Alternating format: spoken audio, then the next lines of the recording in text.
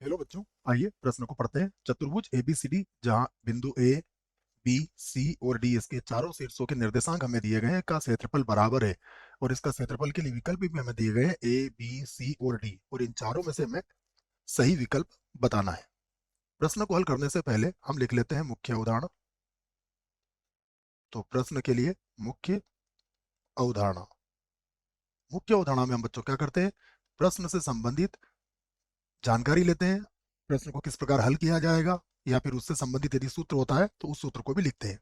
तो यहाँ पर मैं समांतर चतुर्भुज का क्षेत्रफल ज्ञात करने का सूत्र लिखने वाला हूं। हम जानते हैं समांतर समांतर चतुर्भुज का क्षेत्रफल। समांतर चतुर्भुज का क्षेत्रफल क्या होता है, ए सदिश क्रॉस बी सदिश और इसका परिमाण, ये होता है समांतर चतुर्भुज का क्षेत्रफल। यहाँ ए और बी क्या होना चाहिए बच्चों, सम्मुख भुजाएं नहीं होगी, ये संलग्न भुजाएं होंगी। ठीक है ना, तो ये याद रखें, ये आसन्न भुजाएं बोल सकते हैं इसको। मान लीजिए ये हमारे पास समांतर चतुर्भुज है, तो अगर ये भुजा आप ए सदिश है तो ये भुजा होना चाहिए आपकी बी सदिश। ठीक है ना, सम्मुख नहीं होना चाहिए, बस ये याद रखें आप। तो चलते हैं प्रश्न की ओर, अब यहाँ से हल करते हैं इसको। तो देखिए क्या क्या दिया गया है, पहले हम उसे लिख लेते हैं। सबसे पहले ओ ए सदिश, ओ ए सदिश, या फिर ओ ए बिंदु ए लिख लेते हैं बच्चों ना, सदिश के रूप में बाद में लिख लेंगे जैसी आवश्यकता लगेगी। सबसे पहले ए, जिसके निर्देशांक है 0 4 1। उसके बाद बिंदु बी जो है 2 3 -1। उसके बाद है बिंदु सी जो होगा 4 5 0। उसके बाद बिंदु डी जो होगा 2 6 2।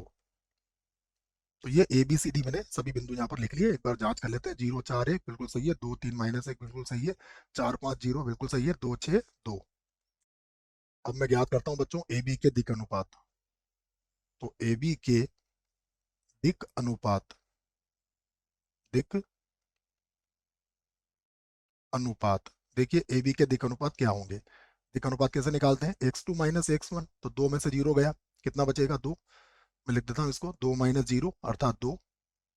3 में से 4 गया -1, और 1 -1 में से 1 गया तो -2। यह हमारे ए बी के दिक् अनुपात होंगे। अब बी सी के दिक् अनुपात भी लिख लेते हैं। तो बी सी के दिक् अनुपात, बी सी के दिक् अनुपात देखिए क्या होंगे, ये बी और सी भी आपके सामने, 4 में से 2 गया 2। उसके बाद 5 में से 3 गया तो 2, और 0 में से -1 गया तो ये +1 हो जाएगा। अब सी डी के दिक् अनुपात, सी डी के दिक् अनुपात, दिक् अनुपात,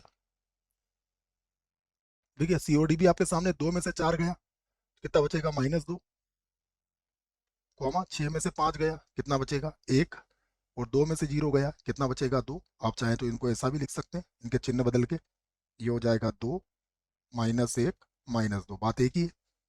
अब उसके बाद लिखते हैं एडी के दिक् अनुपात, एडी के दिक् अनुपात,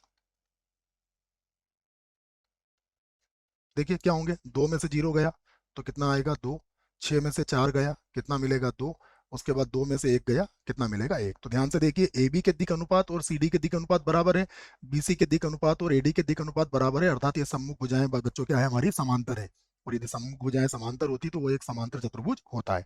समांतर चतुर्भुज होगा ये ना, हो सकता है आयत हो या हो सकता है वर्ग भी हो, परंतु समांतर चतुर्भुज ही अवश्य होगा। ठीक है, यही से हमारा काम हो जाएगा, आगे जानकारी की हमें कोई आवश्यकता नहीं है। तो अब हम क्या करते हैं, देखिए यदि हमें इसका क्षेत्रफल निकालना है बच्चों तो क्या करेंगे, हम ए बी सदिश और बी सी सदिश ज्ञात कर लेते हैं। तो सबसे पहले मैं ए बी का स्तरीय सदिश ज्ञात कर लेता हूं। तो ए बी सदिश, ए बी सदिश कैसे ज्ञात करते हैं, ओ बी सदिश में से क्या घटा देंगे हम, ओ ए सदिश, ये आता है हमें।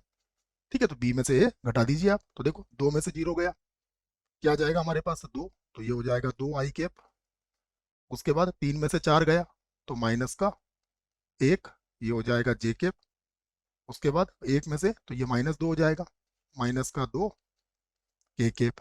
ठीक है, ये हमने क्या निकाल लिया बच्चों, ए बी निकाल लिया है। उसके बाद हम देखो, मान लीजिए ये ए बी और सी और डी होता, तो ए बी और बी सी चाहिए हमें, तो बी सी ज्ञात कर लेते हैं यहाँ से। ठीक है, मैं लिख लेता हूँ बी सी सदिश, जो किसके बराबर होगा, ओ सी सदिश माइनस ओ बी सदिश के। इसको भी हल कर लीजिए, घटा लीजिए सी में से बी को, तो ये हो जाएगा 4 में से 2 गया तो 2 आई कैप।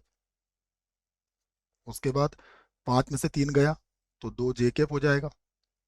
और उसके बाद 0 में से 1 गया तो प्लस का हो जाएगा ये के कैप। ठीक है ना, 2 2 1।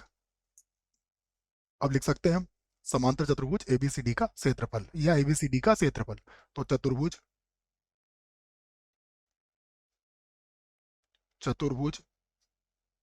एबीसीडी का क्षेत्रफल, या फिर बच्चों एक काम करते हैं, उसके पहले हम A B cross B C निकाल लेते हैं ना, फिर बाद में इसको एक साथ इसका उत्तर दे देंगे। अभी हम क्या करते हैं, A B cross B C पहले ज्ञात कर लेते हैं, क्योंकि सारणिक से हल होगा ये।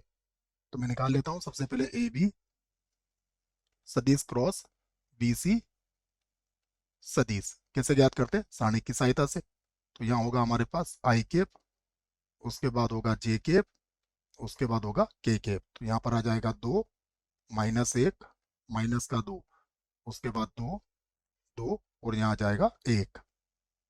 तो ये हो गया आई कैप, यहाँ होगा -1 और प्लस का बन जाएगा 4 माइनस जे कैप। ठीक है, इसकी सीधी पंक्ति और इसमें हटाओ, तो ये हो जाएगा 2 और प्लस हो जाएगा 4 प्लस के कैप। ये हो जाएगा 4 और प्लस 2। अब क्या मिलेगा, देखो 4 में से 1 गया 3, तो ये हो जाएगा 3 आई कैप, 4 और 2 6, तो माइनस का 6 जे कैप, 4 और 2 6, तो फिर से आ जाएगा प्लस का 6 के कैप। ये मिल गया हमें। अब यहाँ पर हम निकाल सकते हैं चतुर्भुज